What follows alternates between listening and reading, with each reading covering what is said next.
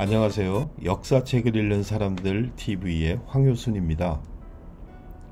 오늘 우리는 구술의 흠은 지울 수 있지만 이라는 주제를 가지고 공자와 그의 제자 남궁괄의 대화와 그들의 삶에 대해서 생각해 보도록 하겠습니다.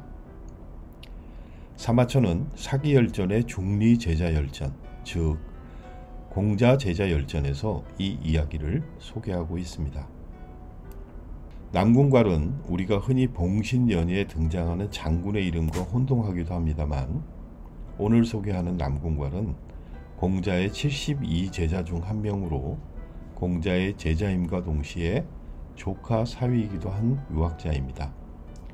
자가 자용 혹은 남용으로 불렸고 중국인들은 남용선생이라고 부릅니다. 논어에 나오는 이야기를 사마천이 인용하고 있는데요. 논어의 선진편에 이런 이야기가 있습니다. 남용이 백규를 하루에 3번이나 암송했다. 공자께서 형의 딸을 그에게 시집 보냈다. 아주 간단한 설명이었는데요. 여기서 백규는 흰구슬이라는 뜻으로 시경에 나오는 시의 제목입니다. 그러면 백규라는 시의 내용은 무엇일까요? 그 내용을 함께 보시겠습니다. 흰 구슬의 흠은 갈아서 없앨 수 있지만 말의 흠은 그렇게 하는 것이 불가능하다. 논어집주라는 주석서에서는 남궁괄의 이런 모습에 대해 말이란 행동의 겉으로 드러나는 부분, 즉 표피이며 행동은 말에 품고 있는 열매, 즉 결과물과 같은 실질이다. 즉 말을 가벼이 하면서 행동을 신중히 하는 법은 없다 라고 설명하고 있습니다. 우리는 이 글을 통해서 공자의 제자 남궁괄은 말의 신중함을 위해 늘 이를 경계하는 교훈을 가까이 했고, 이를 바탕으로 몸가짐도 바르게 했음을 알 수 있습니다. 이런 남궁괄에 대해 스승님이 더 흡족하게 생각한 것이 있습니다. 그가 신중한 말과 몸가짐처럼 추구하는 가치와 삶의 지표로 삼아 숭상하는 것이 남달랐기 때문입니다. 그에 대한 또 하나의 일화를 살펴보도록 하겠습니다. 남궁괄이 어느 날 스승님께 질문을 합니다. 얘는 활을 잘 쏘았고 오는 힘이 세서 무태서 배를 움직일 정도였는데 모두 제명에 죽지 못했습니다. 하지만 우와 직은 몸소 농사를 지었는데도 불구하고 천하를 소유하였습니다. 이는 무슨 까닭입니까? 얘는 하나라 때 동이족 국가인 유분국의 제후였습니다. 활을 잘 쏘기로 유명했죠. 당시 천자국인 하나라 왕 태강이 실정을 계속하자 그는 태강을 축출하고 왕위에 오르게 됩니다. 그런데 오래지 않아 자신의 신복인 한착에 의해서 암살을 당합니다. 남궁괄의 질문에 등장하는 오라고 하는 사람은 바로 얘를 암살한 한착의 아들입니다. 땅에서도 배를 끌 만큼 힘이 장사했던 것 같습니다. 그가 아버지에 이어서 권력을 잡았지만 그 또한 하나라 소강이라는 사람에게 주사를 당합니다. 지금 여러분들께서 보고 계시는 사진의 왼쪽이 활을 들고 있는 예이고 오른쪽에 배를 손으로 들고 있는 사람이 오입니다.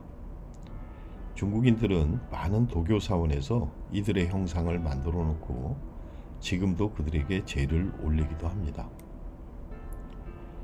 여러분, 그 오른쪽에 활을 들고 있는 예 뒷부분의 글을 살펴보시면 남용, 삼복, 백규라는 파란 바탕의 글이 보이실 겁니다. 이 말은 논어에 나오는 남용, 즉 남궁괄이 백규를 3번 반복했다라고 하는 글귀입니다. 반면에 우는 물과 토지를 잘 다스려 직과 함께 씨앗을 뿌리고 농사를 지었습니다. 우리가 잘 알다시피 우는 순임금의 선양을 받아서 천하를 소유했고 지계 후손은 주나라 무왕에 이르러 천하를 소유하게 됩니다. 농경사회에서 물과 땅을 잘 정비하는 것은 매우 중요하고 씨를 뿌리고 농사 짓는 것은 가장 중요한 일이죠. 우와 직은 바로 백성들이 평안히 농사를 짓게 하기 위해 몸소 애쓴 중국인들에게 아주 중요한 조상신들입니다. 여러분들께서 지금 보고 계시는 이 사진은 우와 직에게 제사를 지내는 사원입니다.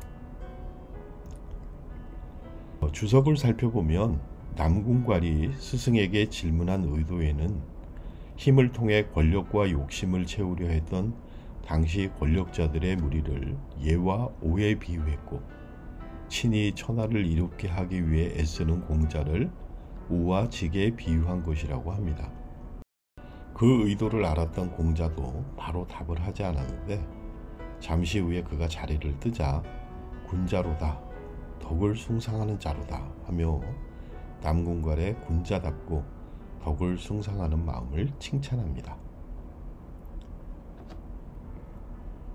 고고학을 하는 친구들이 유적지에서 발굴한 도자기를 풀로 붙여서 복원하는 모습을 본 적이 있습니다. 정말 원형 그대로 그럴듯하게 복원을 하지만 자세히 보면 그 깨어져 붙인 자국은 선명하게 남아 있습니다. 오늘 사마천의 교훈에 의하면 말이 그런 것 같습니다. 우리는 때로 분위기를 유쾌하게 하기 위해 혹은 자신을 드러내기 위해 가볍게 말을 하는 경우가 있는데, 이 말이 때로는 누군가에게 지울 수 없는 상처가 되기도 합니다. 사마천은 공자와 말과 몸가짐에 신중했던 제자 남궁괄의 일화를 통해서 우리가 얼마나 말을 신중하게 해야 하는지, 어쩌면 영원히 회복할 수 없는 아픈 상처를 남길 수 있는 말과 행동에 대해서 경계하고 있습니다. 그리고 이 신중한 말과 행동은 남을 배려하고 따뜻함을 드러내는, 남들을 이롭게 하는 덕을 가치 있게 생각해야 가능하다고 이야기합니다. 스승이 자랑스러워하고 심지어 가족의 일원으로 받아들인 그의 제자는 덕을 숭상하고 인자하고 겸손한 사람이었으며 말이나 글 또한 따뜻한 사람이었습니다. 오늘 사마천이 교훈하는 삶의 지혜는 말의 소중함을 강조하는 남궁괄의 멋진 모습이었습니다. 감사합니다.